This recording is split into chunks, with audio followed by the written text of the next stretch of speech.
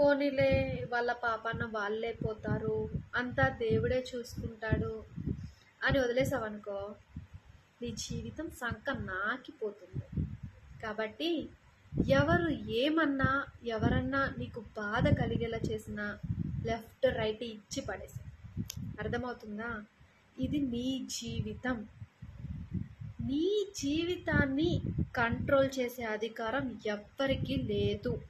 ఎవరన్నా తీసుకున్నా అస్సలు గట్టిగా ఇచ్చాయి. వాళ్ళెవరండి మిమ్మల్ని బ్లేమ్ చేయడానికి, మిమ్మల్ని మాటలు అనడానికి? మిమ్మల్ని కని పెంచారా? లేకపోతే ఒక పూట అన్నం పెట్టారా? చదువు చెప్పారా?